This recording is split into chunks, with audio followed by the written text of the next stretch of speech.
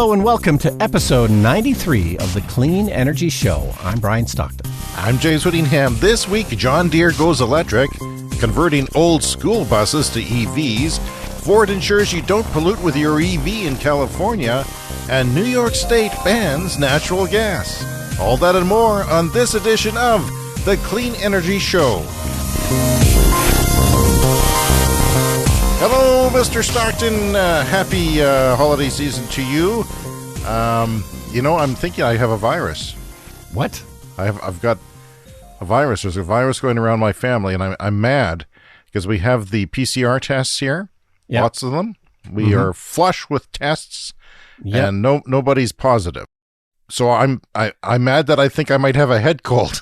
So you're mad that you don't have COVID. What irresponsible person wasn't wearing a mask and spread a cold virus to me then? So, like 20 years ago, when Google was kind of a new thing, I remember researching how the common cold is transmitted and being very disappointed with the results that I found. I don't know. My point, I guess, is that there just has never been enough research into the transmission of cold and flu viruses through the air. It's like tuberculosis and the measles are the only two diseases to ever be confirmed to spread through the air. But yeah, we had a cold go through our house a couple of months ago, and everybody got it. And this is after nobody having anything for, a year and a half because we're keeping separate. And it seemed pretty clear that the cold virus that we all got is likely airborne, and we all got it through the air in the house, probably. But someone's got to figure this stuff out. Damn it. I want a vaccine. If there's a vaccine for this corona thing going around, why can't they? They can. They're talking about that. Because they can engineer these viruses, the vaccines, the mRNA, so quickly that they are talking about being able to do it for colds because there's so many different variations. It's always different and changing. But they could do it. So I'd like a cold vaccine, please. I don't like being even the slightest bit under the weather, which I am only slightly under the weather. And, by the way, Brian, I'm optimistic about the pandemic. I'm optimistic about it, even though it's really bad right now, even though Saturday Night Live was shut down Saturday night. And I don't want to go back, because we talked about this before. I don't want to go back to talk shows not having an audience. I don't like that. I don't like it. I understand that the Daily Show with Trevor Noah is stayed away from the audience. They're not ever going back. They've just said it was too much of a hassle.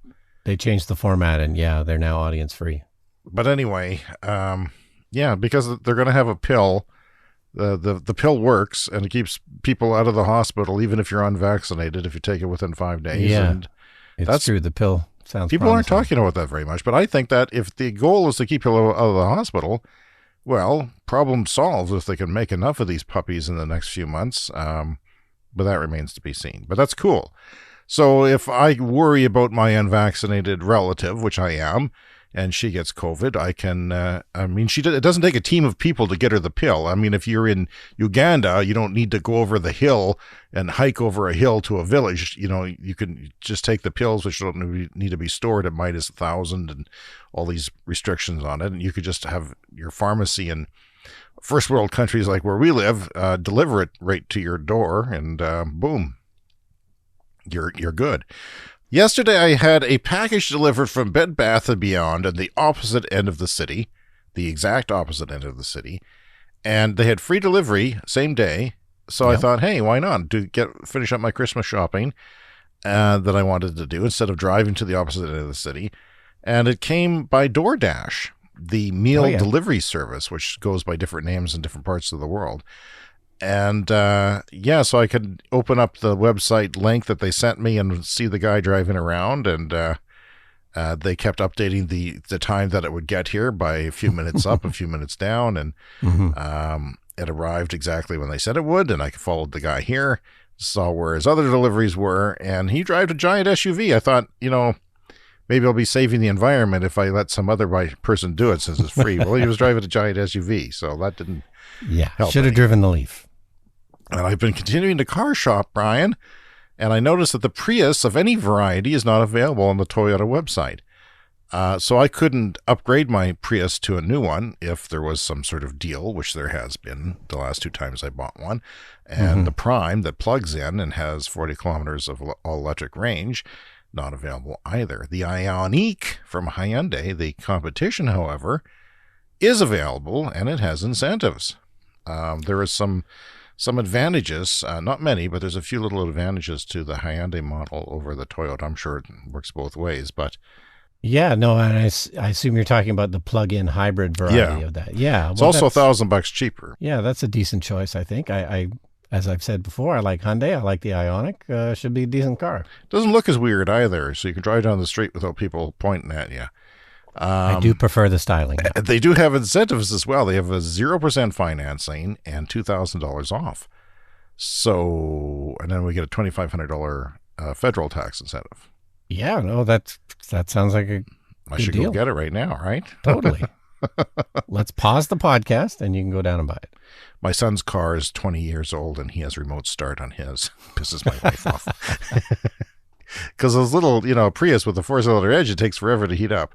And they do tricks. They use a fluid loop through the catalytic converter and to keep the catalytic converter cool so that the mixture can be more optimal. It's just one of those things. It's going to go on. We're going to talk about it on the show. And and we had another listener write in about his search for EVs. And I think it was either 6 months for one and a year wait for another. So it's not easy right now to buy an EV.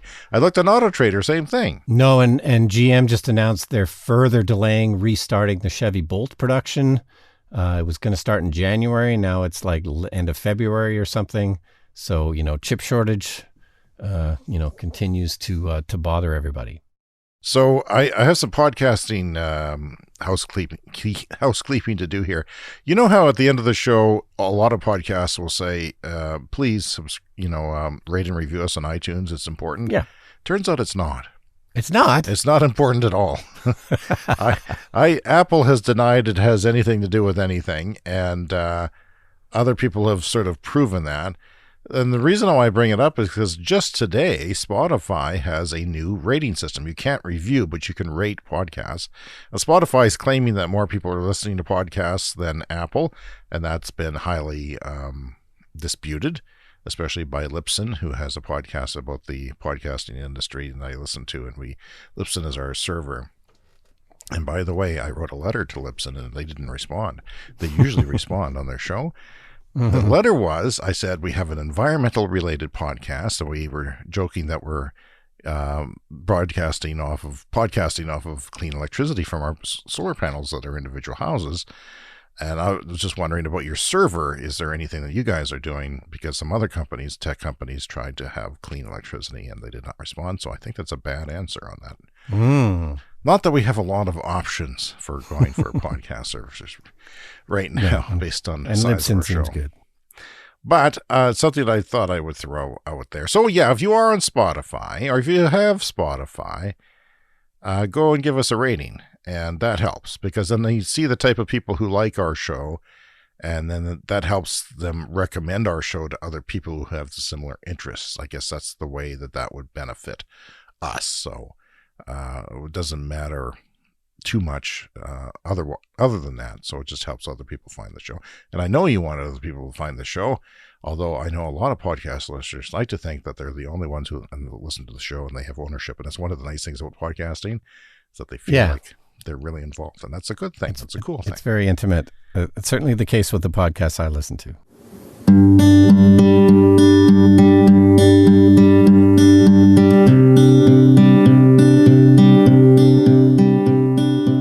It's time for Brian's Movie Corner. What? Brian's Movie Corner. I'll keep it quick because we got to get into lots of clean energy news, but we have a cinema chain here in Canada, the Landmark Cinemas.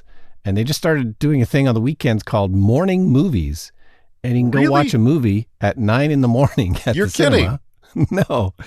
And I like movies in the afternoon. Sure. And so I thought, why not try movies in the morning? Okay. Turns out I love it. We went to see the new West Side Story. And myself and my partner, we bought 2 tickets for a 9:10 a.m. screening, and we were, as expected, the only 2 people in the cinema. And it was great. This is a huge screen, great sound, reclining chairs. The tickets were even cheaper than normal. They were like $8 a ticket. Because of the time of the day? I think so, yeah. That's an interesting process because you're not going to buy popcorn. You can maybe force yourself to watch a movie at 9 a.m., but you're not going to force yourself to eat greasy popcorn. I mean, even I have my limits, Brian. It seems unlikely, and I'd be surprised if they keep doing this because, I'm going to keep going if it's offered and there's movies I want to see. But I'll be surprised if other people join in. Maybe they can invent a breakfast popcorn with maple syrup and cinnamon. But yeah, it was great. The movie's just okay. It's a, new it's just version okay. The reviews are tremendous, just like the Jane Campion film. You're like, it's okay. Well, no. The Jane Campion film is much better. Well, we're starting to think you don't like anything, that you don't have great enthusiasm for any modern film. It's true. I tend to not like anything. But this was directed by Steven Spielberg, so he knows what he's doing. It's impeccably well made. Like the recreation of 1950s New York is absolutely stunning. I don't know how they did it. Like it's, without spending $1 billion. But, really looks great. But, if I was going to watch West Side Story again, I'd probably just watch the old one from the 60s. Well, I haven't seen the old one, so that's interesting. 9 a.m. movies, and you weren't sure, and you turned out liking it. I don't know. Can I get my ass into a theater seat at 9 in the morning? Well, if you like an empty cinema, this is the best way to do it. I never watch movies at home that early. There's some things you can't do in the morning, Oh, I watch movies at home in the morning. You can't drink in the morning. No, Some people do. If you're drinking in the morning, you probably have a problem. Movie and a coffee's nice.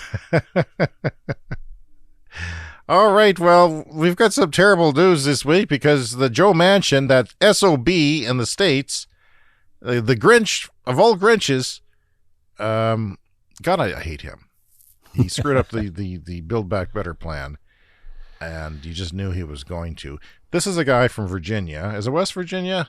And the coal state, and he's trying to preserve coal jobs, and he's... No, and he owns part of a coal plant or factory or something. That's a good person to have in the Democratic Party.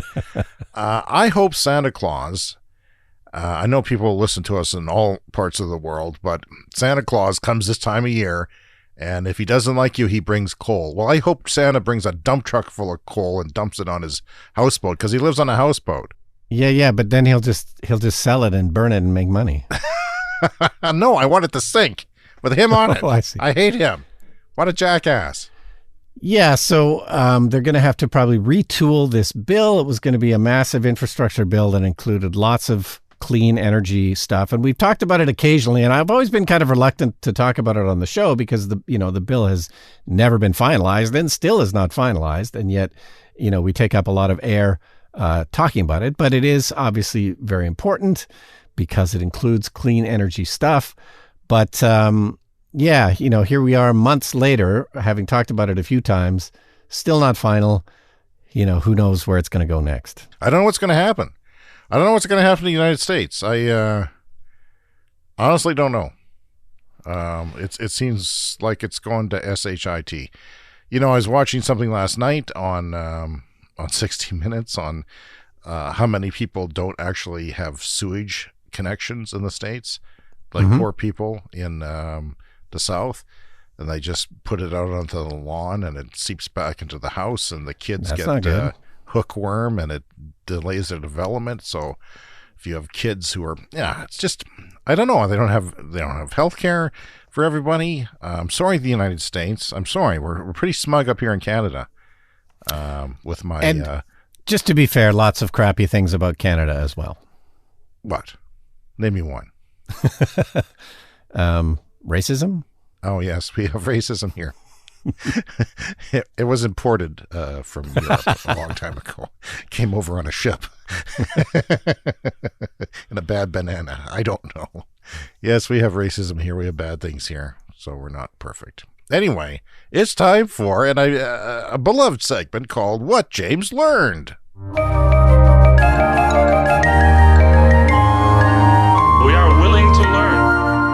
what James learned. So as I said, the boy is back from university and he brings with him knowledge, Brian. Wow. He's studying engineering and they got into wind turbines. And all this time of his dad nagging him about green energy stuff, it's finally paying off in university classes. Sometimes. So one thing that I learned about wind turbines is that they work better. Well, first of all, they're using math, all kinds of, figures and formulas to calculate things. Well, book learning. One is air density when they're calculating how much energy a wind turbine can produce. Did not think of that. When we think about air density, when it's cold, the air is denser, so you lose fuel economy. This is something we've talked about because it affects EVs more than gas cars. Well, my thinking is this: if air density, if the denser the air, the more the wind energy there is, then they've got to work better in cold climates. There's one more advantage to cold climates like where you and I live, because more often in the year, the air is going to be colder. So you're saying the air is less dense in the cold? It's more dense in the cold, ergo more energy. The same wind speed of, say, a 50-kilometer-an-hour wind, that with dense air will push that turbine harder than, a plus 38 degrees Celsius day in the desert. Yeah. It's like a more propellant kind of. Yeah. It's just more, more molecules and atoms hitting the damn blades to move it when it's denser. So that's something I didn't know, and I just learned about. Interesting. Also today, when I was shopping for cars, I learned that there's such a thing as a pedestrian airbag for pedestrians when you hit a pedestrian, and it explodes on the outside of your car. Have you ever heard of that? No. Volvo first developed it in 2012, and I've seen videos of it. It's basically where the head hits just around the windshield wipers, a bag will explode on the outside of the car, and apparently they're also experimenting with side impact external airbags.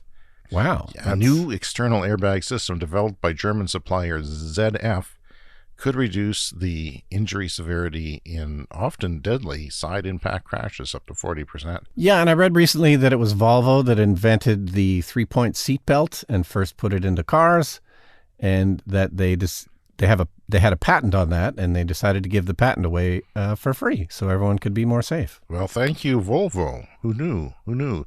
The interesting facts that you will learn on the Clean Energy Show weekly, wherever you get podcasts. See, I'm going to put that on the TikTok. Hello, TikTok. It's James for the Clean Energy Show. We're talking about you. The number of all-time records, Brian, this is weather records, that were beaten by more than 5 degrees. Remember, in the summer, our all-time heat wave record for Canada was beaten not just by 1 degree, but by 5 degrees Celsius. And so in Canada, there was more heat waves, more record temperatures broken by more than 5 degrees than all the cases worldwide together in the past 85 years. I hope you were sitting down for that. That's not good. No, that is very bad. That is a testament to how remarkable that heat wave was, and then it was followed by floods last month. And 5 degrees Celsius, of course, is, like 8 degrees Fahrenheit. It's not good. Well, it's even more, I think. Alexa, what is 5 degrees Celsius in Fahrenheit? 5 degrees Celsius is 41 degrees Fahrenheit. Yeah, that's not what I wanted to know. That's not what we want. Alexa, how do you convert Celsius to Fahrenheit? Temperature in Fahrenheit is equal to 1.8 times the temperature in Celsius. So 1.8. It's almost twice as much, Brian. Alexa, what's 5 times 1.8? 5 times 1.8 is 9. I think it's 9 degrees. I think that sounds right. It's 9 degrees Fahrenheit. Okay. Yeah. Thank you, Alexa. We'll talk to you again next week. She's not very smart, but, occasionally helpful. I prefer the Google better. We have a Google here as well. But he gets snooty sometimes, too, during movies. He starts talking. I gave him a male voice just to distinguish between the two. So that's remarkable and a bad thing.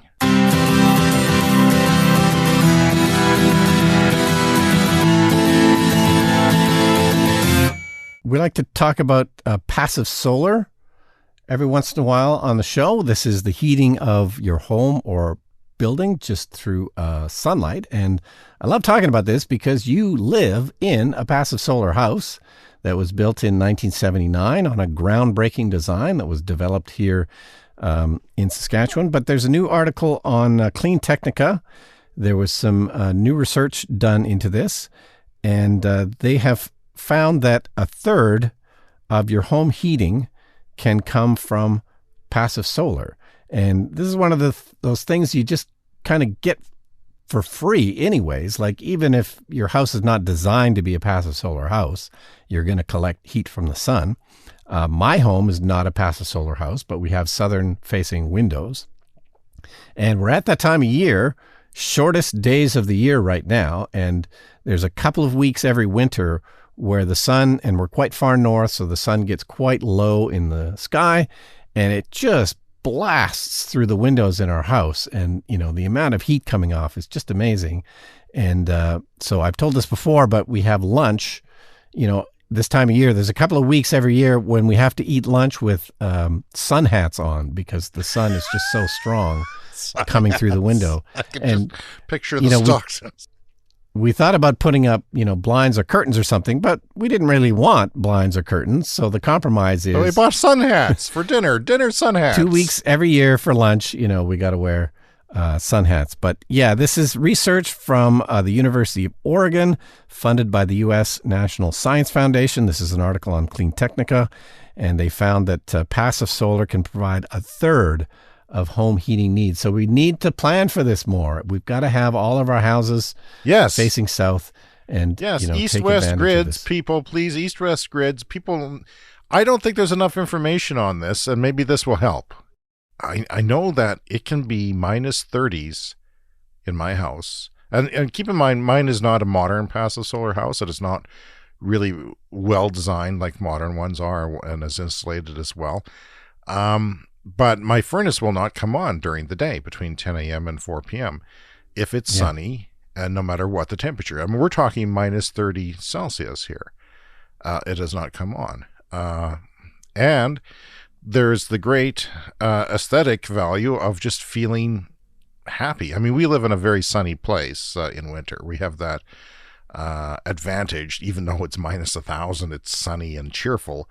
So when that sun is coming in your window, it's great. And the nice thing about my house is that the windows are, you know, they're tall, so you get the whole room bathed in sunlight, which, you know, are these big floppy sun hats that we're talking about here? Like, you know, the ones for the garden? Oh, yeah, a couple of them. I mean, I just wear a baseball cap because that's what I have, you know, my Seattle Kraken hat. But, You're Kraken. Your Kraken dinner hat.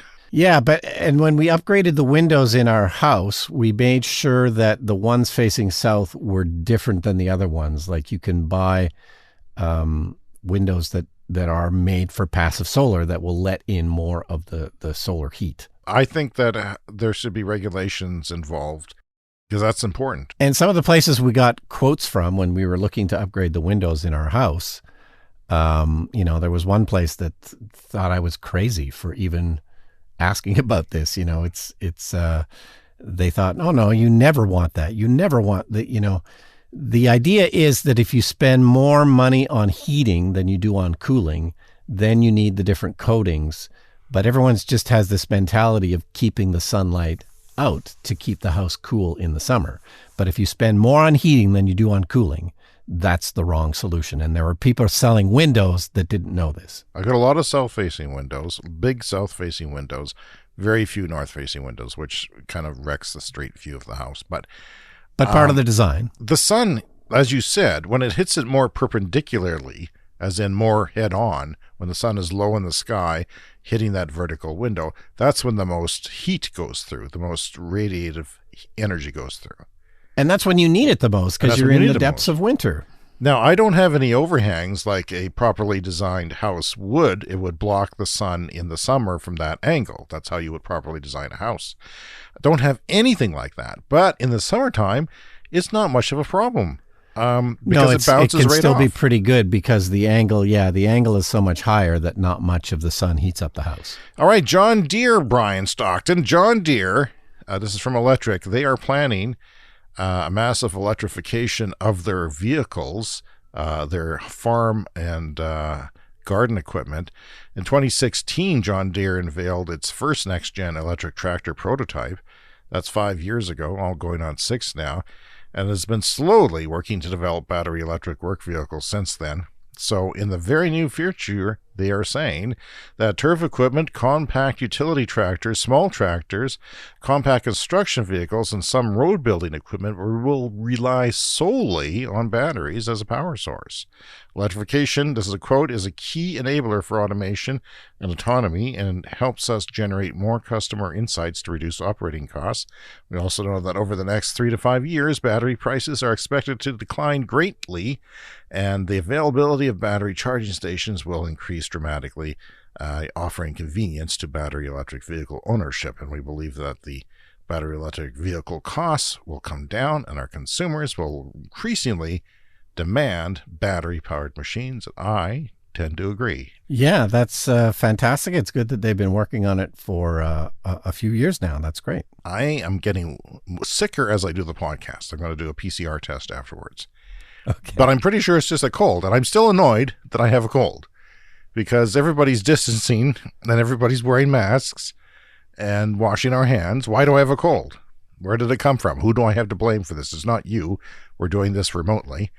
Yep. Your back seems still painful. How did that go? The chiropractor didn't fix you? Yeah, I've been twice to the chiropractor. Twice. It helped a little bit, but I'm still still not great. So yeah, I'm having to adjust my podcasting position. What do you think is going to happen with this? I think I'm going to need a full spine replacement.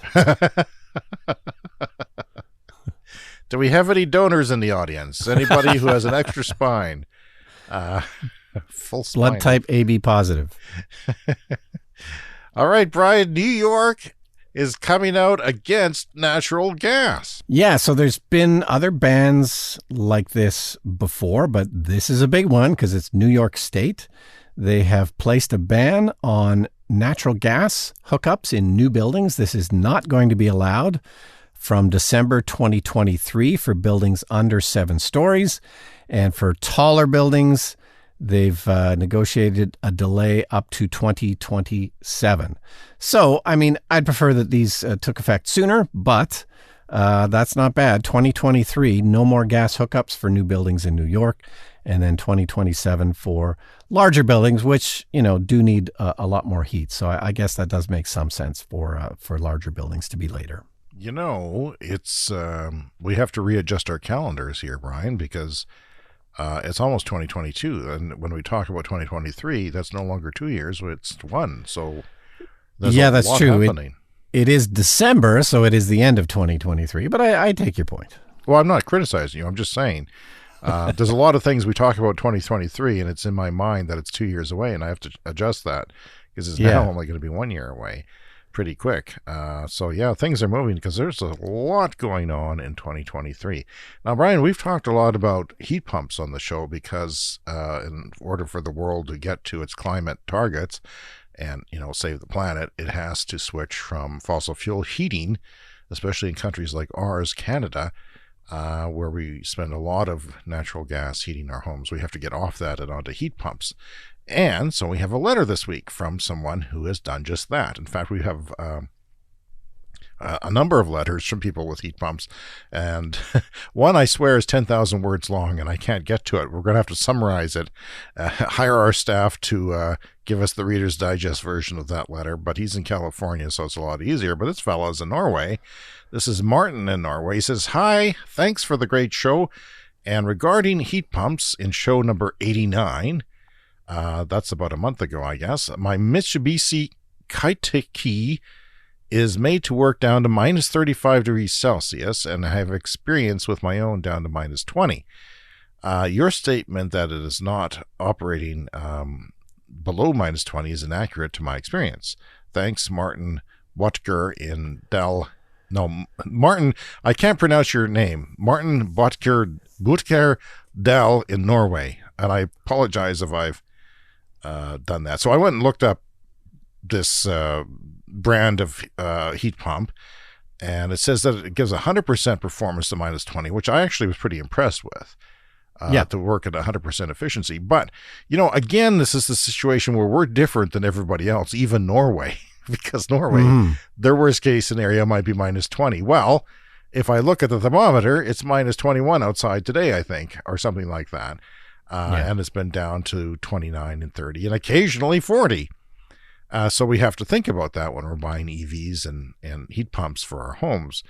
And so the fear is that, if it gets down to that cold snap, which could theoretically last weeks, would we freeze to death in our homes and have the pipes burst? We don't want that. 100% efficiency at minus 20 sounds pretty good. And they do operate down to minus 25, the model I looked at. But what do you have to say about that? You know more about heat pumps. Well, I remember one winter in the early 2000s here where it never got above minus 20 for, I think it was 3 weeks, like not even a daytime high. That was crazy. But yeah, thank you for your letter, Martin. This did help me in my research because I'm looking into this for my house. I did finally get an electrician to come out. So the first step for me is upgrading the electrical panel from 100 amp service to 200 amp service. So it turns out it's going to be more complicated than I thought because where the electricity comes into my roof is not high enough. It's not up to code, not up to current code. Really? So they're going to have to, when they put in the new wires, come into a higher spot through my roof, and they're going to have to sort of poke through the eaves where I have solar panels. So we're going to have to get rid of one of the solar panels. It's a whole thing, James. It's complicated, but it will get done. After Martin's letter, I read up on the Mitsubishi Kaiteki. He says minus 35. I didn't read that in any of the literature. Minus 30 sounded more like the bottom end of that one.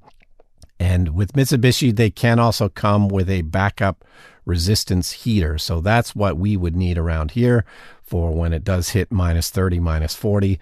The resistance heater kicks in and it's not as efficient, but you can still heat your home with electricity. So yeah, I'm loving learning about this stuff. I think, this is obviously the next frontier in home heating. So I'm anxious to get on with it. But yeah, I've got to wait for more people to come and look at my roof situation and figure out how to upgrade my electrical service. They call that the mast for your electrical. I thought your power was underground, but it's not. No, it's through a mast, and we also have a deck back there. So if you stand on the deck, you can practically touch the electrical wires, which is the problem. So they've got to be much higher. So they're going to have to put in a taller mast. Are your kids taller than you at all? No, about the same height. About the same height. See, if you grew big kids, they'd probably be dead by now. Oh, totally. What's this saying? I don't know. If we put in a trampoline in the backyard, they'd be dead by now. You cannot have a trampoline in that yard, yes. Or stilts or anything like that. No stilts play in the Stockton yard because of low power lines. Well, that's interesting. Your house was built in the 50s, right? 62, and the guy said that it probably wasn't even up to 1962 code. Oh, you hate to hear that. But it's definitely not up to the current code. Okay, well, Martin, if you have any other information to give us, you can send us a link to the Clean Energy Show at gmail.com. That's cleanenergyshow@gmail.com, Brian. And yes, Martin, shout out to Norway. I have been to Norway. I have relatives in Norway. My mother's side of the family is from Norway, and it's great to hear from you. So, Brian, cleanenergyshow@gmail.com. We are on TikTok and Twitter. Clean Energy Pod is our tag there, our handle, Clean Energy Pod. And check out our YouTube channel for special features. And if you want to be crazy, leave us a voicemail at speakpipe.com/Clean Energy Show. And coming up very soon is the lightning round as we skip through the rest of this week's headlines.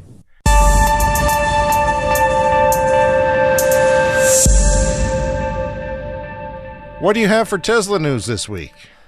Okay, so the first thing is that Elon Musk has tweeted that he is going to pay more than $11 billion in tax this year. Now, I understand, to interrupt you, that is the most that any individual has ever paid in tax in U.S. history in one fell swoop. Yeah, that's what it sounds like. Now, to be fair, he probably hasn't paid much tax in the previous several years because he doesn't take an income. All of his money is tied up in stocks, and you don't pay tax on stocks until you sell them. But because some of the shares that he's got coming due, I don't quite understand how it works, but he was going to have to pay tax on his many, many shares that he got many years ago. So he's been selling shares in order to raise money to pay taxes. And so it sounds like he's probably done selling shares for the year. And of course, this has been, the Tesla stock price has been down, and Elon selling shares has been part of that. But yeah, he tweeted that he's going to pay more than $11 billion, and other people on Twitter have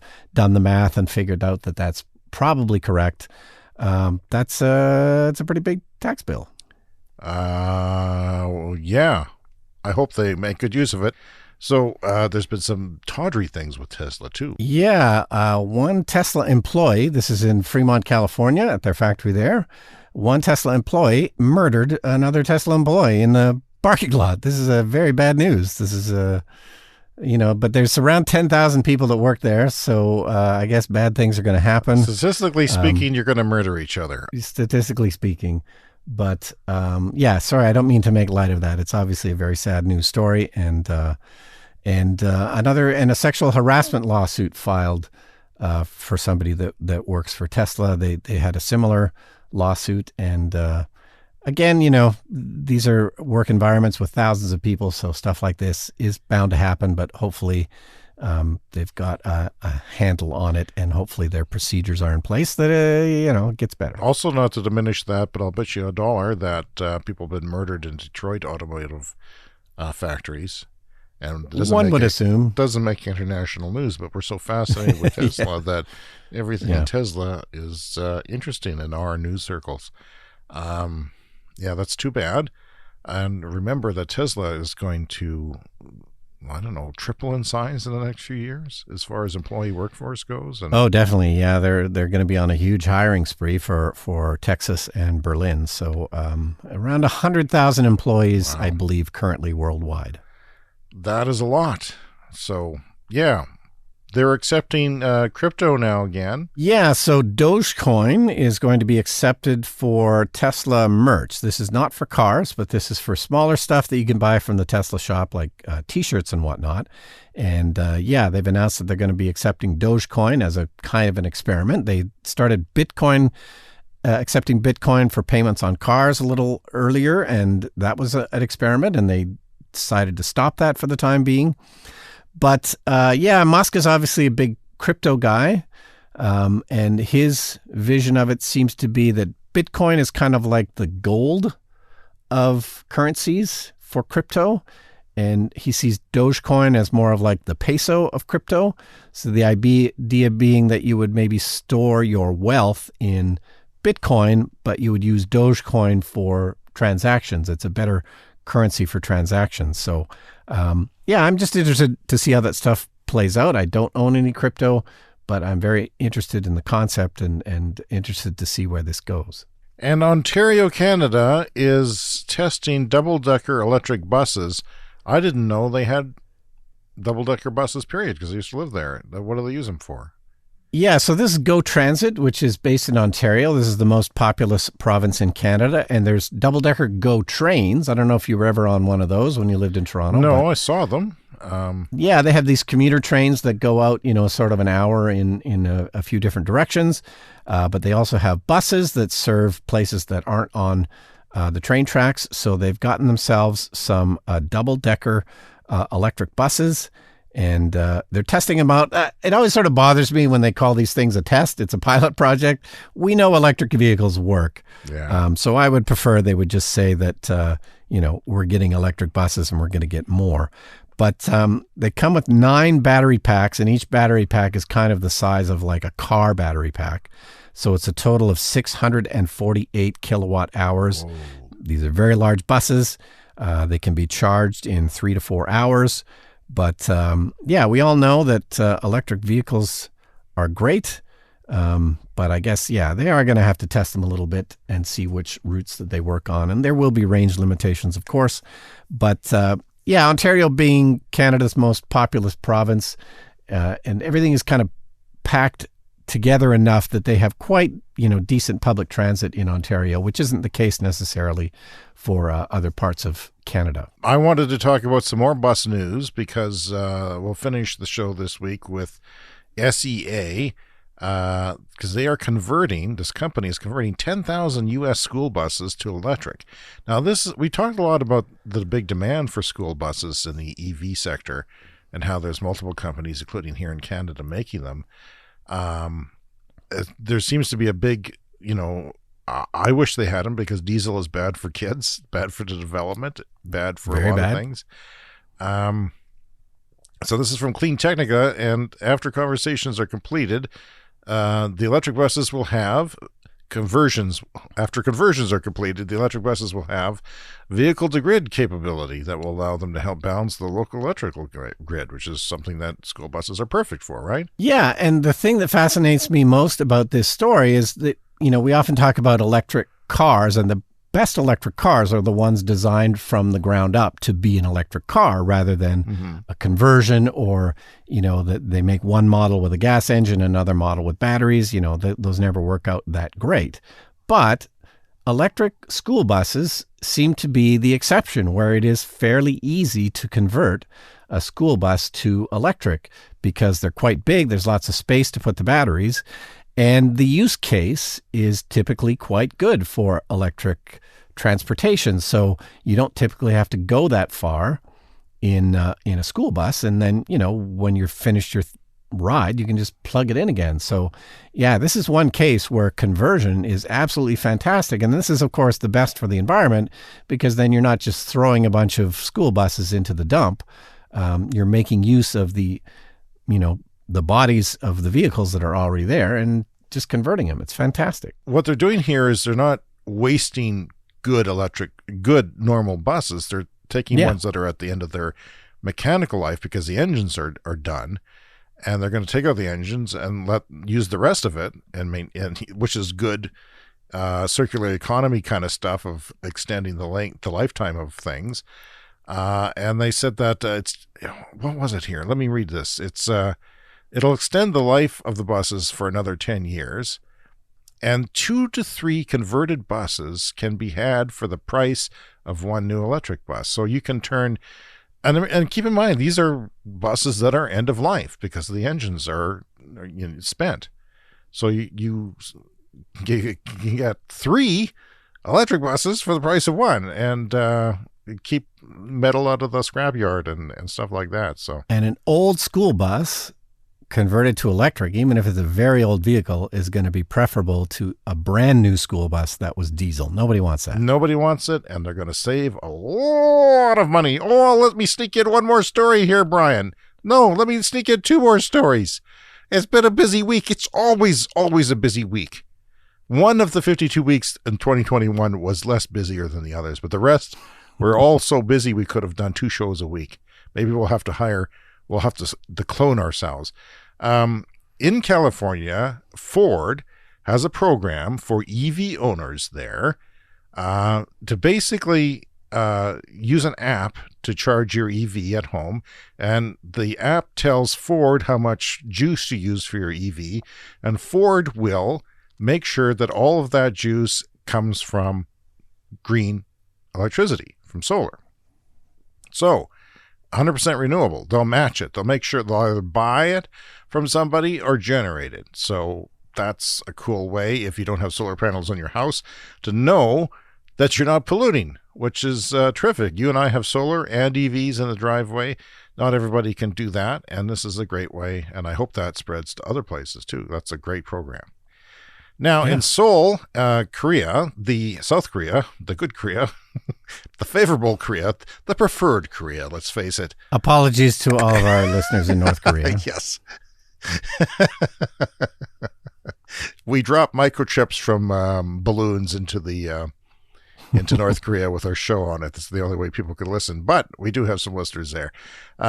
So at the end of the month and until the end of the month, you can ride for free in autonomous vehicles. The Seoul Metropolitan Government is conducting a pilot program and letting everyone drive free in autonomous vehicles. So autonomous vehicles, people, They're going to take a while. They're not going to just spread around the world like COVID, but they're going to. They are here. They are actually happening. So we're going to keep an eye on that. The robotaxis, though, Brian, only carry passengers through a pair of routes that cover 2.3 square miles, so not very big. But still, it's here.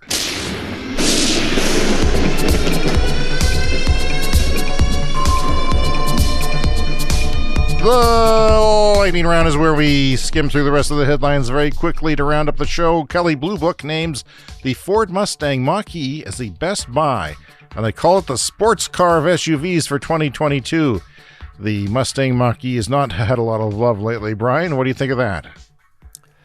Well, it's a great car, but, in the same price range as the Tesla Model Y, so that would be my choice. The Chevy Bolt EV and EUV's estimated restart of production, as we've said earlier, has been moved to late February 2022, which is bad for James because I need an EV, and I need it around March or April. I don't know what I'm going to do, Brian. I'm going to have to buy a combustion vehicle or something. Hertz has begun installing EV chargers for its first Tesla Model 3 rentals. So it's happening. That's happening. The Hertz thing is happening. Rivian is trading below its IPO price and well below its $179.47 high. Sometimes it pays to wait before jumping in, said Brian Stockton. More solid investing advice here on the Clean Energy Show from Brian Stockton, who called that one. Congratulations, Brian. Yeah, it might be getting low enough to buy soon. Oh, really? Okay. Tesla vehicles lose far less range in cold weather than other EVs, according to a new study. But they only studied around a little below freezing temperatures, which is laughable where we live, at least at this time of year in the winter. But I found it interesting that the Model X lost no range, zero. It was fine. And the Bolt lost 30%. The Bolt from Chevrolet, not good. Not good. Nissan Leaf was about 14%. I think that checks out. Tesla makes its superchargers free during off-peak hours in the U.S. We talked about how software and just incentives can change the problems with peak consumption in the green energy field. Well, when everyone's traveling for the Christmas holiday season in North America, sometimes the superchargers will have lineups. So what do? They anticipate this and they give you free charging at off-peak to encourage and incentivize some people to change their plans if they can. So that's great. That works. Yeah, and it's particularly in California where the superchargers tend to get the busiest, and I think, other areas on the West Coast there. So, charge for free off-peak. 2023 Mustang Mach-E sales are estimated to be at 80,000 units, speaking of the Mustang Mach-E from Ford, but this will be 40% of the Tesla Model Y sales.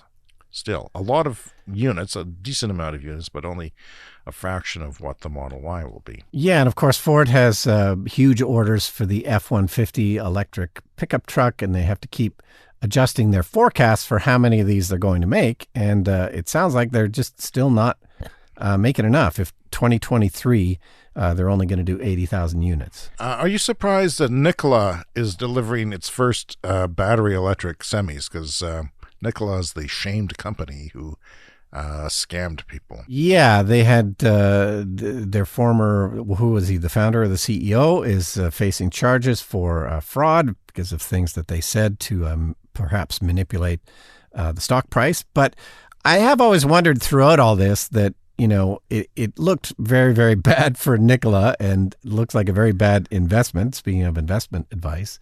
But through all of this, I always thought, well, there's still a company there. There's still thousands of people that work there. They must be doing something. And it turns out they were doing something. So they do have some electric semi-trucks that might be ready to go. They were going to focus on hydrogen, I think, was their initial plan. But. Well, good luck to them. I hope they get some semis on the roads and we can make some progress in that department. All hands on deck. In 2020, nuclear added only 0.4 gigawatts of electricity, and renewables had 230 times more power, 230 times more power than what nuclear added last year. And apparently 2021, when all is said and done, will be much worse for nuclear. So that's interesting because we talk about that a lot. Neo Day 2021, this is the Chinese car maker. They unveiled the ET5 for 2025. Now, the only reason I'm mentioning this, Brian, is because this is another one of the 1,000-kilometer range cars that will be coming to market. Plus, they're going to expand to a global market in 2025. And hopefully we can get one here if we so choose. Yeah. FedEx has received its first electric delivery vans from GM's Bright Drop, so that's happening. Nice update on that. And Rivian has confirmed that the SUV variant of their vehicles are starting deliveries now. But they also lost $1.2 billion last quarter. Yeah, that's a lot of money, but, they're going to be losing quite a bit of money for quite a while because, it's obviously very expensive to start a brand new car company and, get it rolling. Tesla lost money for years and years and years. And finally this week, Roger Cox, the climate litigator who forced Shell to cut emissions by 45% by 2030, says this. He says, I expect an avalanche of cases against the fossil fuel industry to happen by 2030 and related industries like the car industry. So look out. People will be litigating and fighting back. That is our time for this week, Brian. And boy, we've blown through another show very quickly. Be sure to subscribe to our podcast if you're listening to us for the first time. And we'll see you next week for a special year-end edition of the Clean Energy Show. Bye for now. See you next week.